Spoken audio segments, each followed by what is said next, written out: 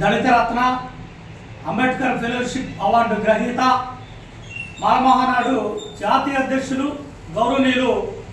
గోళ్ళ అరుణ్ కుమార్ గారి పుట్టినరోజు సందర్భంగా పల్నాడు జిల్లా కేంద్రం నర్సరావుపేట జిల్లా మాలమహానాడు కార్యాలయంలో నర్సరావుపేట నియోజకవర్గ వర్కింగ్ అధ్యక్షుడు విస్తాల జయరావు అధ్యక్షతన గోళ్ళ అరుణ్ కుమార్ గారి జన్మదిన వేడుకలు ఘనంగా నిర్వహించడం జరిగింది। ఈ సందర్భంగా గోళ్ళ అరుణ్ కుమార్ గారికి పల్నాడు జిల్లాతో పాటు ఉండబడినటువంటి మిగిలిన 25 జిల్లాల నుండి కూడా ప్రత్యేకమైనటువంటి హృదయపూర్వక జన్మదిన శుభాకాంక్షలు తెలియజేస్తూ ఏదైతే అతి చిన్న వయసులో ఈ దేశంలో అలాగే ఈ రాష్ట్రంలో ఉండబడినటువంటి అసమానతలను తొలగించడానికి, కులాల మధ్య వైరాన్ని తగ్గించడానికి, నిరంతరం దళిత గిరిజన బడుగు బలహీన వర్గాల మీద జరుగుతున్నటువంటి దాడులను అరికట్టడంలో క్రియాశీలకమైనటువంటి పాత్ర పోషిస్తూ అలాగే ఈ మాలమహానాడులో 2 తెలుగు రాష్ట్రాల్లో ప్రధానంగా మాలలను చైతన్యం చేస్తూ ఏదైతే మాలామాదిగలు విడగొట్టాలని చూస్తున్నటువంటి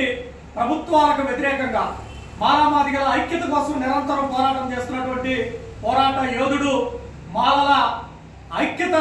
చాటే దిశగా మాలామాదిగల ఐక్యతలుగా ముందుకు తీసుకెళ్లే దిశగా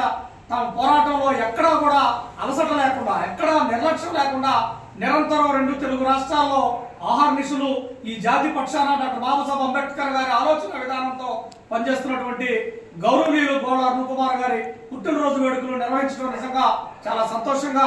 భావిస్తా ఉన్నాం, సంతోషపడతా ఉన్నాం। అలాగే ఈరోజు సాయంత్రం కూడా గుంటూరు జిల్లా కేంద్రంలో మరి ఘనంగా ఆయన యొక్క జన్మదిన వేడుకలు జరుగుతూ ఉన్నాయి। మేమైతే ఒకటే చెప్తా ఉన్నాం,